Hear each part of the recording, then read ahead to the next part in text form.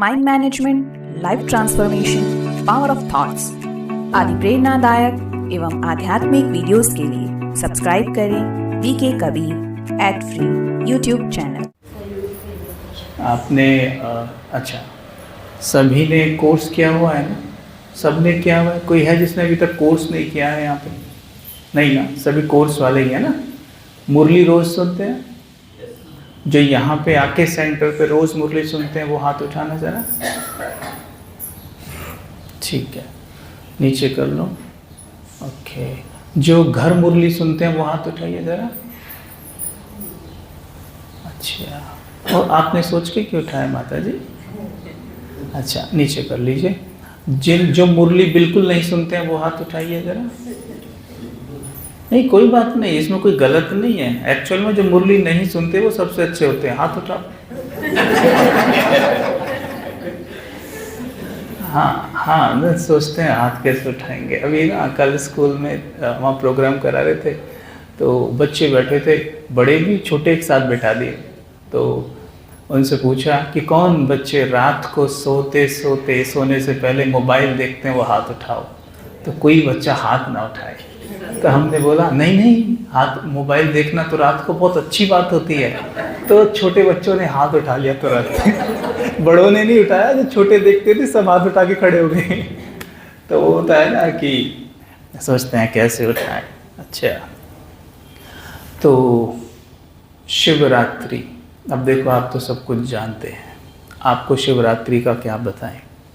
तो क्यों ना थोड़ा सा पुरुषार्थ ही कर लिया जाए। है शिवरात्रि तो आप जानते हैं, समझते हैं खूब अच्छे से, क्या जी रहे हैं आप, अच्छे से समझते हैं कि आप अपने जीवन के अंधकार को भगा चुके हैं। जीवन की रात्रि भाग गई है या अभी बची है थोड़ी बहुत? भाग गई है ना? कैसे भगाया बताओ? बाबा ने कैसे भगाया बाबा ने? योग से भगाया। आप में हर रोज अमृत वेला कौन कौन उठते हैं? हाथ उठाओ। 30% आत्माएं अमृत वेला उठती हैं। ठीक है, तो मैं उसके बारे में बात करूँ आपसे। रात्रि भगाने की शुरुआत वहीं से करनी चाहिए।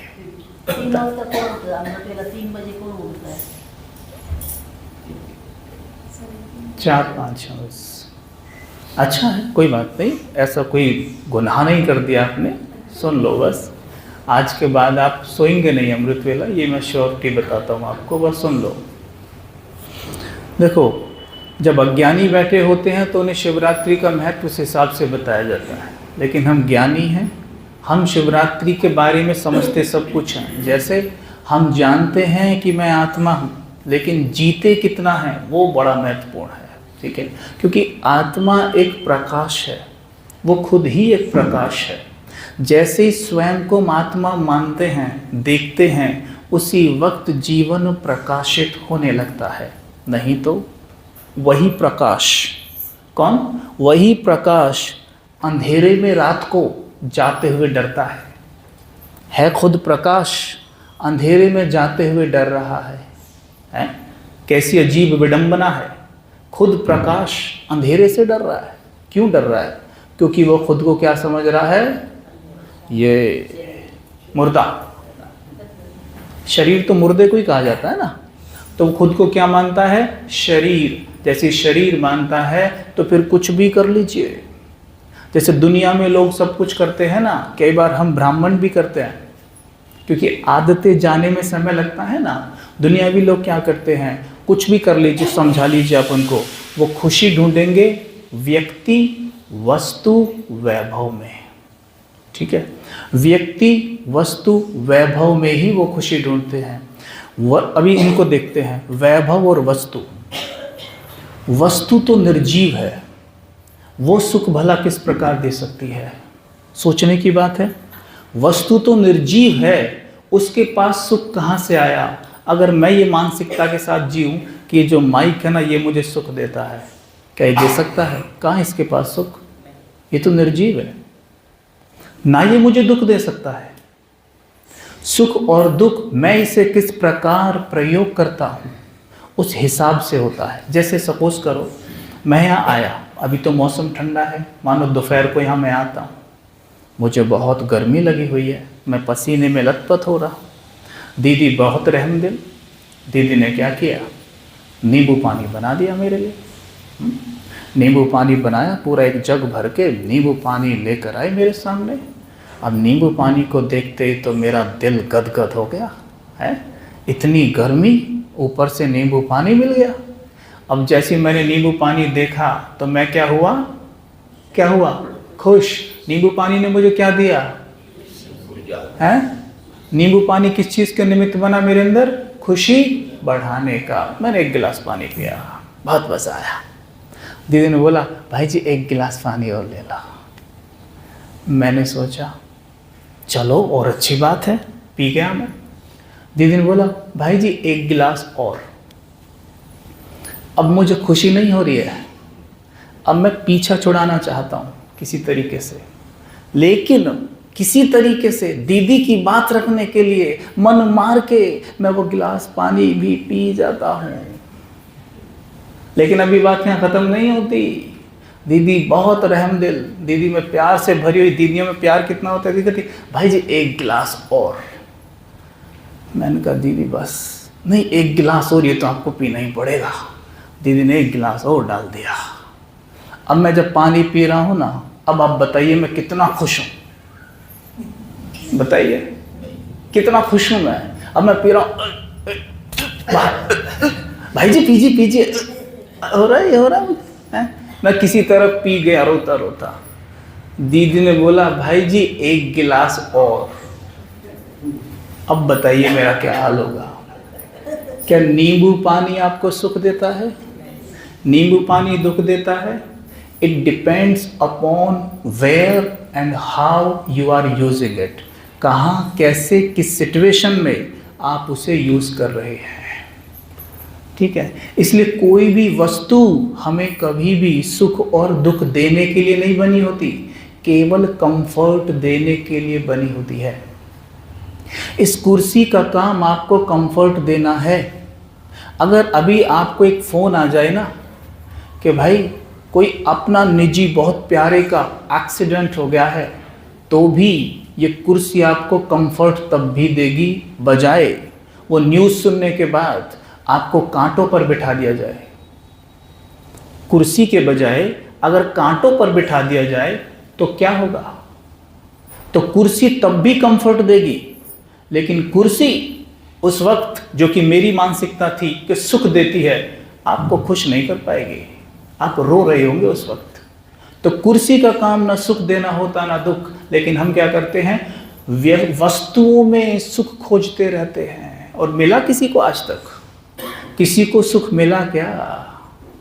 एक काम करिए, आप सब यहाँ बैठे हैं ना, जितने अमृत वेला नहीं करते, मैं सच बता रहा हूँ, लिख के दे सकता हूँ, जो अमृत वेला नहीं उठते हैं ना आप में, वो सुख व्यक्ति, वस्तु और वैभव में ढूंढते हैं।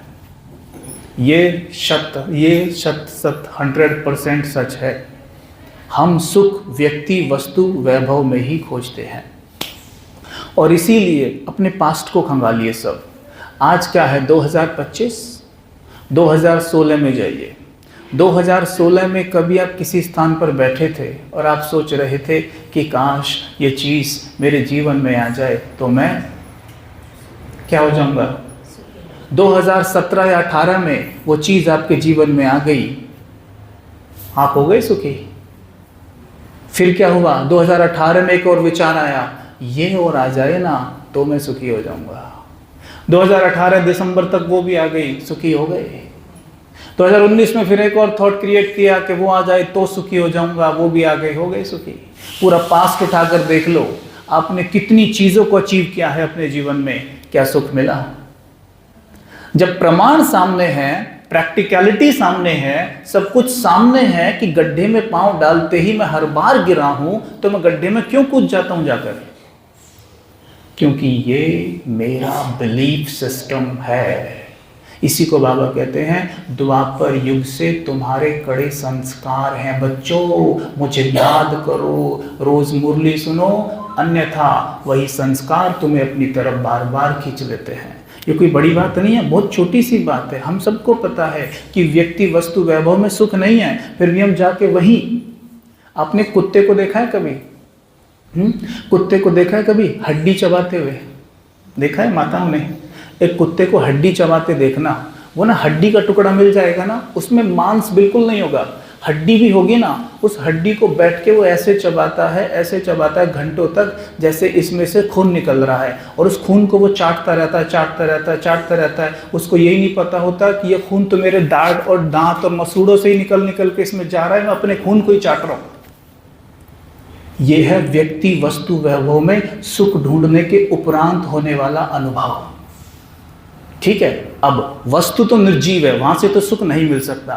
लेकिन आपके मन में आ सकता है, भाई जी लेकिन व्यक्ति तो निर्जीव नहीं है ना, उनमें तो इमोशंस होते हैं, वो तो सुख दे सकते हैं ना। बिल्कुल दे सकते हैं, बिल्कुल दे सकते हैं, लेकिन वो दे सकते हैं जिनकी बैटरिया यानी जिनकी बैटरी उससे जुड़ी है, जो सुख ले रहे हैं।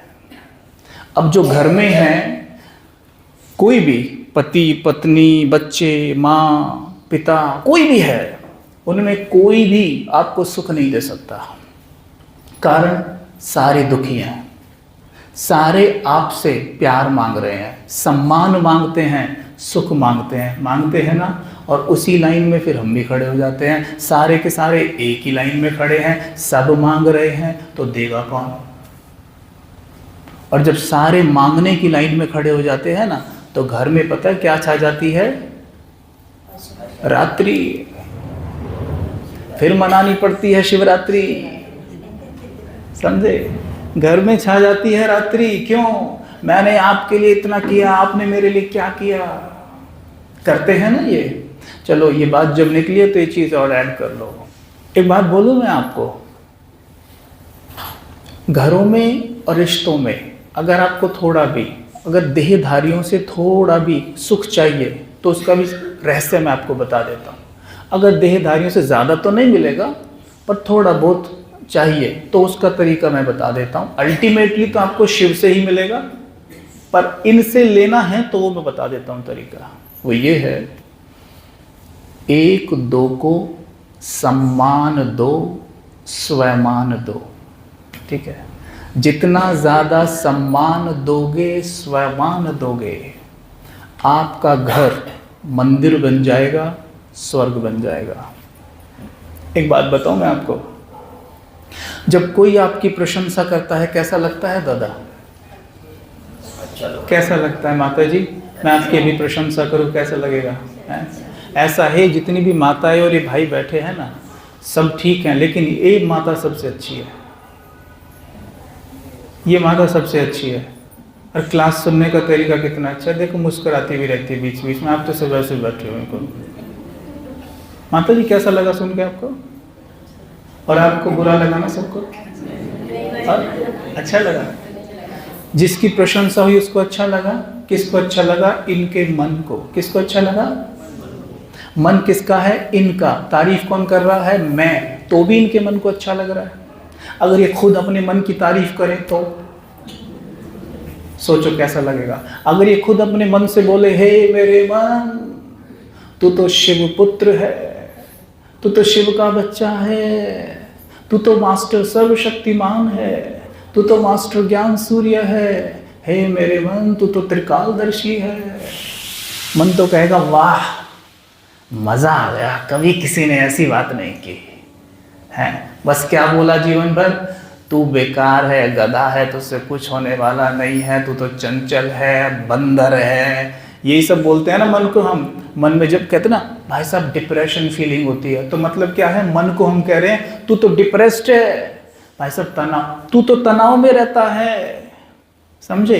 ये है मन को गाली देना। और ऐसे में हमने कह दिया, हे मेरे मन तू तो मास्टर सर्वशक्तिमान है। मन कहता है वाह मजा आ गया, आया ना मजा। ये हो गया मन की प्रशंसा करना। जो आत्मा, अंडरलाइन करना, जो आत्मा मन की प्रशंसा करती है, समझ गए? अंडरलाइन करना। जो आत्मा अपने मन की प्रशंसा करती है वही आत्मा सबके मनों की प्रशंसा कर सकती है। आज पता है सबसे बड़ा अकाल किस चीज का पड़ा है? संडे की मुरली में बच्चे सबको उमंग उत्साह में लाओ और मुस्कुराते रहो, था कि नहीं? उमंग उत्साह में लाते हैं। सच बताना, आप दिल पे हाथ रख के, आपने लास्ट किसी की प्रशंसा कब की थी? सच बताना दिल से, लास्ट किसी की प्रशंसा आपने उसके मुंह पे कब की थी? सोच में पड़ गए ना? देखो कैसे सोच रहे हैं बैठ के, भाई साहब ये भी करनी होती है क्या? ये तो हमें पता ही नहीं है। नहीं, हम तो ये सोचते हैं सब हमारी प्रशंसा करें, हम थोड़ी ना किसी की करें, यही सोचते हो ना। देखो सोच में पड़ गए कि आपने प्रशंसा कब की थी किसी की, आपको याद ही नहीं है। इसका मतलब साफ है कि आपने अपनी मन की प्रशंसा भी कब की थी, आपको पता ही नहीं है। क्योंकि जो आत्मा अपने मन की प्रशंसा करती है वो दूसरों के मन की प्रशंसा ना करे, असंभव। दूसरा, जो दूसरों के मनों की प्रशंसा करती है उसके मन को उस वक्त प्रसन्नता अनुभव ना हो, असंभव। याद करो कल का वरदान है, समझ गए ना? हाँ, जितने प्रसन्न रहोगे उतनी प्रशंसा होती रहेगी, और जितनी प्रशंसा होगी उतने प्रसन्न रहोगे। समझ में आया? ये बात समझ में आई? इसको कहते हैं स्वमान दे स्वमान ले। आज ही ट्राई करके देखना, घर जाना, आपके युगल हैं, सहयोगी हैं, वियोगी हैं, राजयोगी हैं, वो जो भी हैं, उनको बोलना, सुनो जी, हैं, सुनो जी, वो जो आपने उस वक्त किया था ना मेरे लिए, उसके लिए बड़ा धन्यवाद। ऐसे हो जाएंगे, तुरंत हो जाएंगे ना। कितनी खुशी होगी उनको, हैं? पता है, जो हम किसी को स्वमान देते हैं ना, उस आत्मा को हम यहाँ से उठा के यहाँ रख देते हैं। समझ गए? मतलब उसके मन की फ्रीक्वेंसी को यहाँ से उठा के यहाँ ले आते हैं। एक बात बताओ, अगर आपकी कोई प्रशंसा करे, आपको उस पर गुस्सा आएगा? वो बोले आपको, जब भी जैसे आपको देखे, अरे अरे विशेष आत्मा आ गए, आप तो महान हैं, आपका सेवा करने का तरीका बड़ा अद्भुत है, आपको इस पर गुस्सा आएगा? आप, मैं बताऊं सच, जब सेवा केंद्र में घुसोगे ना, आप सबसे पहले उसी व्यक्ति को ढूंढोगे, वो कहाँ है। यस और नो? जो व्यक्ति आपकी प्रशंसा करेगा ना, उसे आप जीवन भर दुआएं देते रहोगे। जब भी उसका ख्याल आपके मन में आएगा ना, आपका मन उसे दुआएं देगा आपे ही। दुआएं कमाने का सबसे आसान तरीका है कि आत्माओं को उमंग उत्साह में लाओ। जो आत्मा मिले, ऐसी कोई आत्मा नहीं है जिसमें कोई विशेषता ही नहीं है। है कोई आत्मा ऐसी जिसमें कोई विशेषता ही नहीं है? है कोई? बताओ, आप में कोई है जिसमें कोई विशेषता ही नहीं है? हैं? अरे मैं तो ऐसी ऐसी आत्माओं को देखता हूं जो विशेषताओं से भरी पड़ी हैं, लेकिन उनकी कोई प्रशंसा नहीं करता। अब मैं दीदी को देख रहा था, कल कह रहा था मैं, दीदी आपकी स्थिति बहुत अच्छी है, मुझे अच्छा लगा तो मैंने बोल दिया। अभी मैं ऊपर बोलने वाला था, पर अब वो कोई आ गया, मैं बोला दीदी आपकी मुस्कान बड़ी अच्छी है। दीदी बैठे बैठे मुस्कुराते रहते हैं।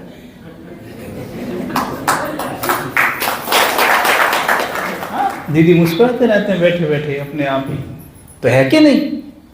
बोल के देखो, दीदी कैसा लगा सुन के? अच्छा लगा? ये है प्रशंसा का कमाल। मैंने सच बोला, मैंने झूठ नहीं बोला। लेकिन उससे क्या हुआ पता है? प्रशंसा, देखो इसको कहते हैं, इंग्लिश में एक शब्द आता है एप्रिशिएशन, किसी को एप्रिशिएट करना। इसको हिंदी में कहते हैं गुण ग्राहकता। यानी जब आप किसी को एप्रिशिएट करते हो ना, तो उसके गुण को कॉपी कर लेते हो। समझे? तो अगर मैंने बोला दीदी आप मुस्कुराते रहते हो, तो मैंने पहले क्या किया? उस मुस्कान को ऑब्जर्व किया। मेरे मन ने क्या किया? उस मुस्कान को उठा लिया कि क्यों ना, मेरा मन सोचा क्यों ना मैं भी मुस्कुराऊं। तो गुण ग्राहकता कहते हैं इसको, कि उस मुस्कान को उठा लिया, कॉपी कर लिया, और फिर उसको बता भी दिया उस आत्मा को कि आपके अंदर ये विशेषता है। उस आत्मा ने मुझे ब्लेसिंग्स भी दे दी मन ही मन में। आप किसी के पांव छुओ, हाथ जोड़ के बोलो मुझे दुआएं दो, आशीर्वाद दो। आपको दुआ और आशीर्वाद नहीं मिलेगी, वो बस ऐसे हाथ रख देगा आपके ऊपर। लेकिन आप किसी की सच्ची प्रशंसा करके देखो, आपको दिल से दुआएं देगा वो व्यक्ति, दिल से दुआ निकलेगी आपके लिए, वो दुआ आपकी स्थिति को यहां से यहां पहुंचा देगी। मैंने अपने जीवन में यही शॉर्टकट अपनाए हैं। जैसे मुझे कहते हैं सब भाई जी 10 साल में ऐसे कैसे, यही सब शॉर्टकट है मेरे जीवन में कि व्यवहार इस तरीके से करना, हर कदम पे दुआएं लेते चलो, ठीक है, दुआएं लेते चलो, मतलब आत्माएं आपसे संतुष्ट रहें, खुश रहें, आपका व्यवहार ऐसा हो बिल्कुल सरल, इजी नेचर, ठीक है, बिल्कुल सरल इजी। कोई भी आपके पास आते हुए ये ना सोचे पता नहीं जाऊँ या ना जाऊँ, पता नहीं क्या बोल देगा, इतना इजी नेचर रखो, बिल्कुल ही सबके लिए अवेलेबल है, कोई भी आइए, कभी भी आइए, मिलिए, बात करिए, कोई दिक्कत नहीं है, बिल्कुल इजी रहिए, सरल। समझ में आया? तो 2 बातें हुई अभी तक, क्या क्या हुई, क्या करना है?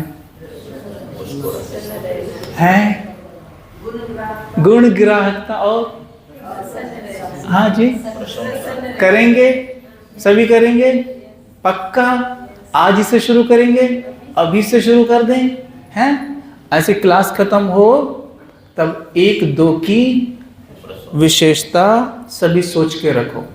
जैसी क्लास खत्म होगी जाते जाते बोलना, भाई साहब मैं बहुत दिन से देख रहा हूँ आपकी ये विशेषता बहुत अच्छी है।